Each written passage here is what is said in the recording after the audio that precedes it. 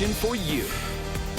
We begin with new video of people running for cover after a gunman shoots up a barbershop around the corner. 7 Action News has uncovered new details tonight on this developing story. Glenda begins our team coverage. She is live at Al's Barbershop on Detroit's east side with those pictures from that new video. Glenda, those images are pretty scary. They sure are. Jeff, Joanne, good evening to you. And when those images came into our newsroom about noon today, it really gave us an inside look at the fear that was happening in that moment, and especially on the faces of those 2 young boys that you see in the video, some of them ducking, one of them crouched down.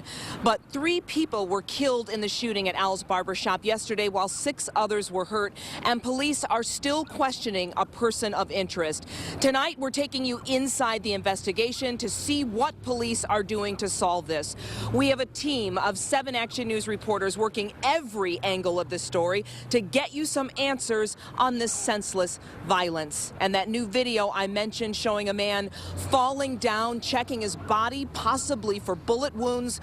Well, coming up at 5:30, I'm talking to a teen who works at the fish and chicken place where those folks scrambled to stay safe, and we'll walk you through some of those scary pictures. But first, a closer look at the case, and 7 Action News reporter Anu Prakash talked to police tracking every step of this investigation.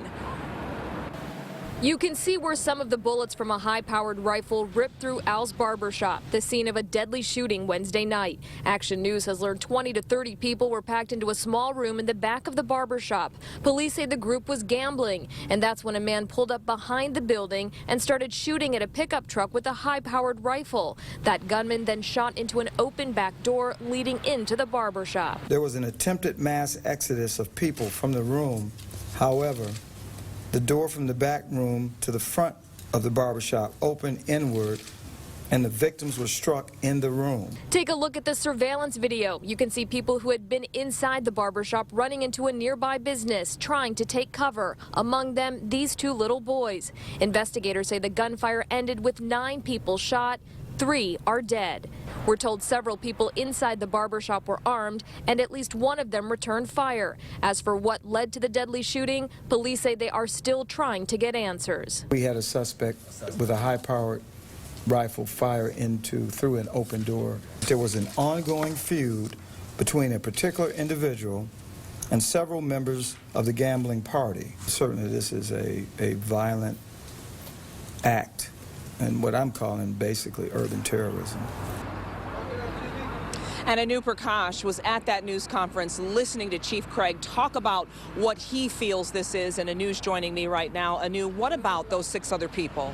Yeah, I did just check in with Detroit police, and they tell me the 6 wounded shooting victims are all still in the hospital tonight. They are still trying to get an idea of what their conditions are, but certainly everyone pulling for them. In terms of tips, police tell me that they have gotten a lot of good information from witnesses who were here at the barbershop last night, again around 6 o'clock when this all unfolded, but they are still desperately looking for more information. The Crime Stoppers reward has increased from $2,500 to $5,000. So if you have any information that can help them, please call them 1-800-SPEAK-UP. And it's important to point out, too, that you can remain anonymous when you call in with tips. All right, Anu, thanks so much for that look into the investigation.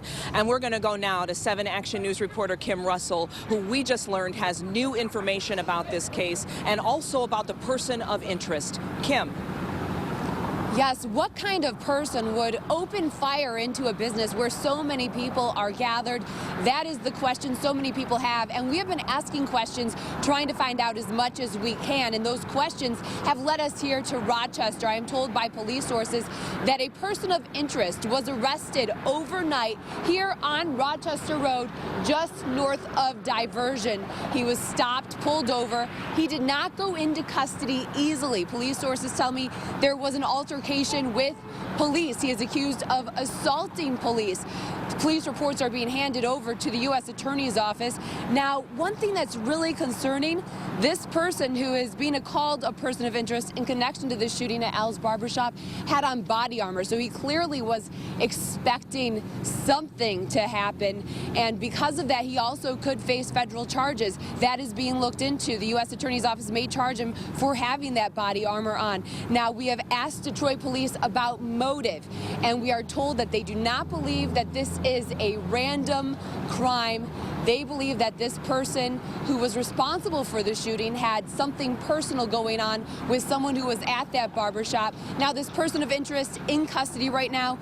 Investigators are not saying that he is the shooter. They are only calling him a person of interest. He has not been charged with anything just yet. We are told that he does have a criminal history. He is a convicted felon. We'll continue to cover this story and bring you more information as it becomes available. Reporting live in Rochester, Kim Russell, 7 Action News. All right, Kim, thanks so much for the update and the live report. And coming up tonight at 5:30, we're going to walk you through more of those pictures. I had the opportunity to speak with a young man, 19 years old, inside the Fish and Chicken House when that group of people came in searching for cover. He talks about the moments with the boys. That's coming up at 5:30, so please stay with us. But again, that reward from Crime Stoppers up to $5,000 now. As you just heard my colleague Anu Prakash tell us, if you have any information that could lead to an arrest in this case, 1-800-SPEAK-UP is the number. Jeff, Joanne, see you at 5:30. You bet. We certainly hope that somebody does speak up, Glenda. Thank you very much. Yes.